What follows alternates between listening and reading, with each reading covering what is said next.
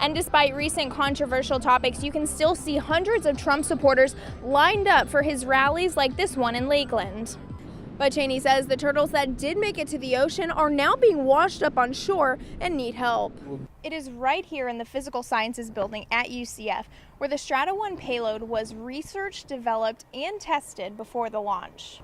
Well, it has been pretty cloudy out here, guys, and while we are expecting very low chances of rain today, those chances must be right over UCF because it has been sprinkling ever since we've been out here. Let's take a look at your current conditions.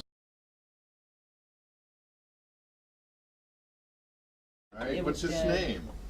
I don't know. Before doors opened at the Space Coast Turtle Preservation in the Atlantic, Jennifer Landers brought in a baby turtle. And we were looking for different trinkets on the beach to go on our wind chimes, and my girlfriend looked down. She says, "Oh my gosh, there's a baby turtle." And I went, "Oh my gosh." And the green turtles have 4. A story Dave Cheney, coordinator for the Sea Turtle Emergency Response Program, is hearing a lot. 10, and then on Friday, after the hurricane, we had 20 brought in.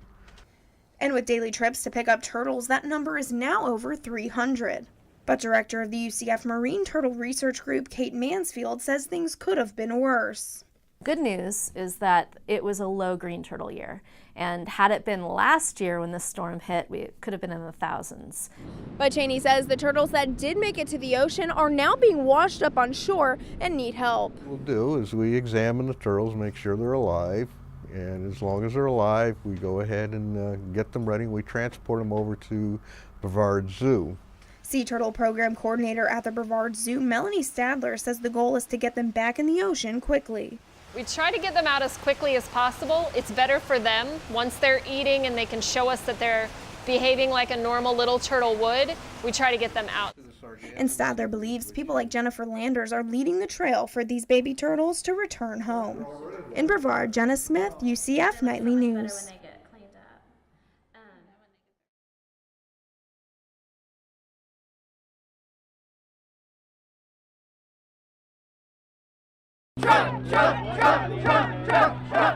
Chants, signs, and t-shirts, there was no mistaking these Donald Trump supporters. This is like once in a lifetime experience, like this election season. It's someone that is like breaking through like the political barrier. With claims on African Americans and women surfacing after the last debate, some supporters say their support proves these allegations wrong. Is wiping out all of those misconceptions and lies and false accusations about Trump being a racist. And despite recent controversial topics, you can still see hundreds of Trump supporters lined up for his rallies like this one in Lakeland. Trump addressed the crowd yesterday afternoon and made an attempt to reassure his supporters. So to the African Americans, I say, I will fix it. To the Hispanic Americans, I say, I will fix it. I will fight for you harder than anybody has ever fought for you. That's all of you. And as for the females, Women for Trump signs fanned the air.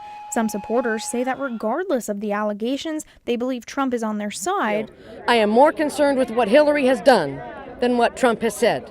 And actions speak louder than words. In Lakeland, Jenna Smith, UCF Nightly News.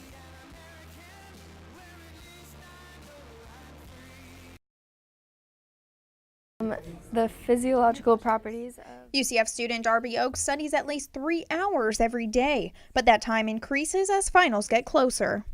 study all day long, take a break for lunch, and then study until it gets dark, and then I relax.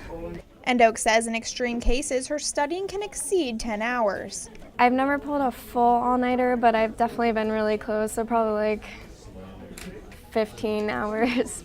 Licensed mental health counselor Robert Dwyer says students need to remember to take care of themselves in high-stress situations. It's really important to spend some time with self-care and doing those activities that really help you de-stress and be at your best during finals.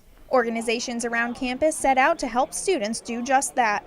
Health and Sustainability Coordinator for Student Government Hannah Hollinger led an event for students to relax with fresh, personally made tea. Take a holistic approach to de-stressing during finals week through making your own tea bags.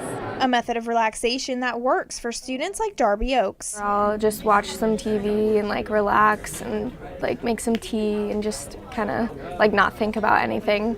And Dwyer says that kind of time is exactly what students need.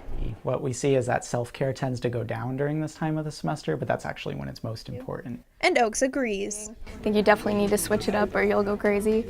Which is exactly her recipe for not going stir crazy.